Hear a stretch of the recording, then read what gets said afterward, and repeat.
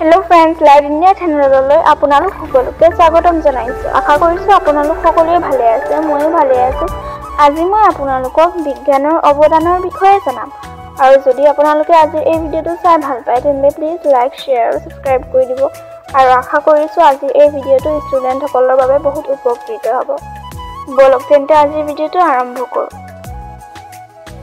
বিজ্ঞানৰ অৱদান আৰম্ভণি মানৱ সভ্যতাৰ ক্ৰম বিকাশৰ লগে লগে মানুহৰ জীৱন ধাৰণ প্ৰণালীও উন্নত হ'বলৈ ধৰিছে। মানুহৰ জীৱন ধাৰণৰ প্ৰণালী উন্নত হোৱাৰ মূলতে হৈছে বিজ্ঞান। জলস্থৰ, আকাশ, বতাহ সকলোতে আজি বিজ্ঞানৰে ৰাজত্ব।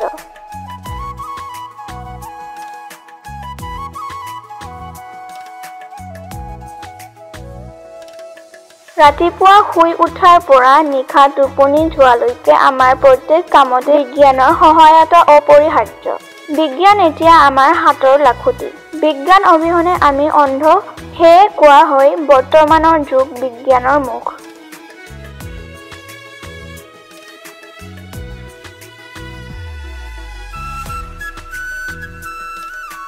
বৈজ্ঞানিক আৱিষ্কাৰ অতীতত মানুহে হাবিৰ মাজত পৰ্বতৰ গুহাত বাস কৰিছিল। ঘৰ বান্ধিবলৈ, খেতি-বাতি কৰিবলৈ, জুই ব্যৱহাৰ কৰিবলৈ তেওঁলোকে নাজানিছিল।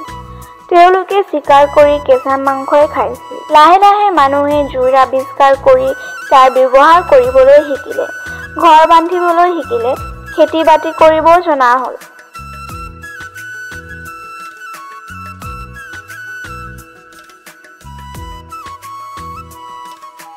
প্ৰত্যেক বস্তুৰে কাৰ্য আৰু কাৰণ আছে। আদিম মানুহৰ ভিতৰতে কোনোৱে আৱিষ্কাৰ কৰিলে যে শিলে শিলে ঘঁহনি খাই জুই উৎপন্ন হয়। যেতিয়াৰ পৰা এই কাৰ্যকৰণৰ বিশ্লেষণ হ'বলৈ ধৰিলে, তেতিয়াৰ পৰাই মানুহৰ মনত বৈজ্ঞানিক দৃষ্টিভংগীৰ উদয় হ'বলৈ ধৰিলে।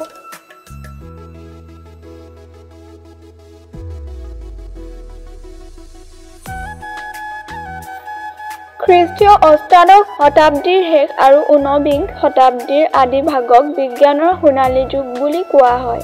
কিয়নো এইখিনি সময়তে বিজ্ঞানে মানৱ সভ্যতাক কিছু বছৰ আগুৱাই নিয়ে। বৰ্তমান আমাৰ ব্যৱহাৰ্য প্ৰায়ভাগ বস্তুৱে আৱিষ্কাৰ হৈছিল এইখিনি সময়ছোৱাৰ ভিতৰতে।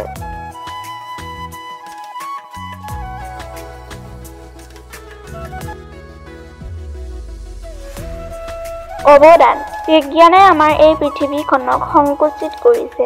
চপাহাল, ৰেলগাড়ীৰ ইঞ্জিন, মটৰ গাড়ী, ৰেডিঅ', টেলিভিছন আদিৰ আৱিষ্কাৰে পৃথিৱীৰ এটা কোণক আনটো কোণৰ লগত জড়িত কৰাৰ কাৰ্য সম্পূৰ্ণ কৰিছে।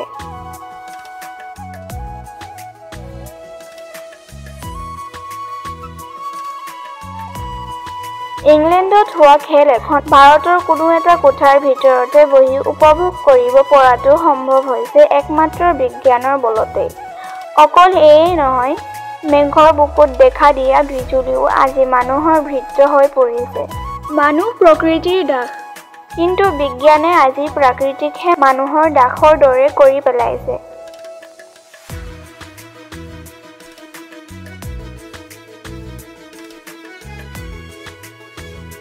বৈজ্ঞানিক আৱিষ্কাৰে অকল যে মানুহৰ দৈনন্দিন জীৱনক আৰাম বিলাসৰ ৰম্যভূমিত প্ৰতিষ্ঠিত কৰিছে এনে নহয়, ব্যৱহাৰিক জীৱনত আৱশ্যকীয় জ্ঞানৰাজিৰ উপৰিও ই দিছে আমাক সৃষ্টিৰ তত্ত্ব, নৃতাত্ত্বিক ঐতিহাসিক জ্ঞান, বিশ্ববিধান, দিন-ৰাতিৰ আৱিৰ্ভাৱ, গ্ৰহ নক্ষত্ৰৰ ৰহস্য সন্ধান। ৰকেটৰ সহায়ত আজি মানুহে মহাকাশত বিচৰণ কৰিব ধৰিছে, জোনৰ বুকুতো ভৰি দিছে, আনকি অন্যান্য গ্ৰহৰ বুকুতো খোপনি পুতিবলৈ প্ৰয়াস কৰিছে।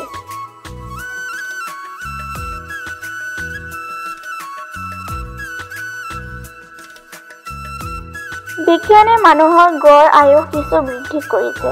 চিকিৎসা বিজ্ঞানত আজি এক নতুন পৰিৱৰ্তন দেখা দিছে।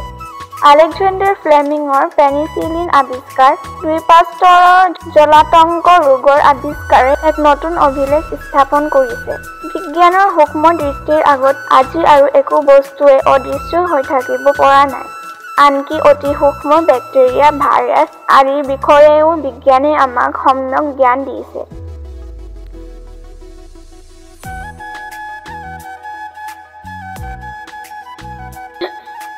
জেনেটিক্স প্ৰযুক্তিবিদ্যাটো বিজ্ঞানৰ দান অপৰিসীম।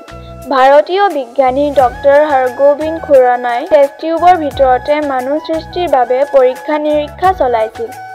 বৰ্তমান বিজ্ঞানীসকলে সফলতা লাভ কৰিছে আৰু মানুহৰ দ্বাৰাই টেষ্ট টিউবৰ ভিতৰতে ভ্ৰূণ সন্তানো তৈয়াৰ কৰা সম্ভৱ হৈছে।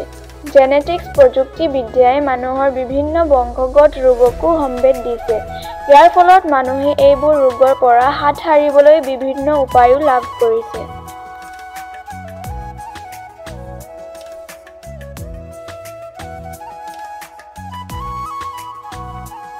কৃষিৰ ক্ষেত্ৰতো বিজ্ঞানে এক নতুনত্ব আনি দিছে। কম মাটিত অধিক শস্য উৎপাদনৰ বাবে বিভিন্ন সাৰ আৱিষ্কাৰ হৈছে। খেতি-বাতিৰ বাবে বিভিন্ন প্ৰকাৰ আহিলা-পাতি আৱিষ্কাৰ হৈছে। ইয়াৰ ফলত কৃষকৰ কষ্টৰ পৰিমাণ লাঘৱ হৈছে আৰু উৎপাদনো প্ৰচুৰ পৰিমাণে বৃদ্ধি হৈছে।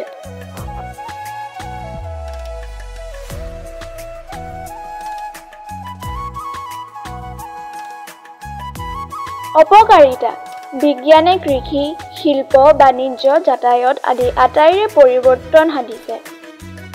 কিন্তু সকলো বস্তুৰে এটি সৃজনাত্মক আৰু এটি ধ্বংসাত্মক দিশ থকাৰ দৰে বিজ্ঞানৰ আৱিষ্কাৰসমূহৰো কিছুমান ধ্বংসাত্মক ফাল আছে।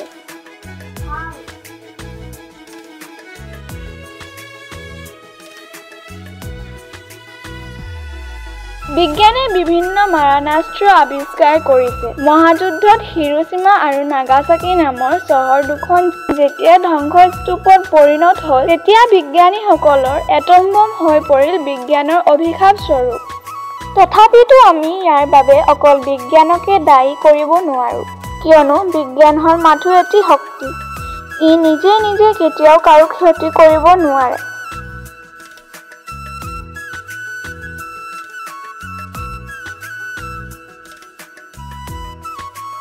ইয়াৰ বাবে দায়ী হ'ল ইয়াক প্ৰয়োগ কৰা মানুহ নিজেই। বিজ্ঞান শক্তিৰ অসৎ ব্যৱহাৰে আমাৰ অন্তৰত থকা আদিম পাশৱিক হিংস্ৰ প্ৰকৃতিৰ কথাকে সূচায়। বিজ্ঞানে নিজে মানৱ সমাজ গঢ়াতো সহায় নকৰে আৰু কেতিয়াও যুদ্ধৰো সূচনা নকৰে, বৰং ই মানৱ সমাজক উন্নতিৰ পথত আগুৱাই যোৱাতহে সহায় কৰে।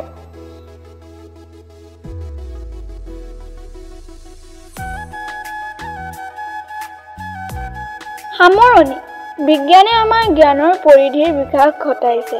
সমাজৰ কুসংস্কাৰবোৰ আঁতৰাই এক নতুন দৃষ্টিভংগী গঢ়ি তোলাত সহায়ক হৈছে।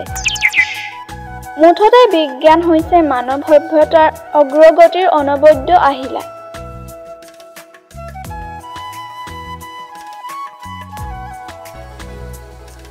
আজি এই ভিডিঅ'টো চাই কেনে পালে কমেণ্টত জনাব আৰু যদি ভাল পালে তেন্তে প্লিজ লাইক, শ্বেয়াৰ আৰু ছাবস্ক্ৰাইব কৰি দিব।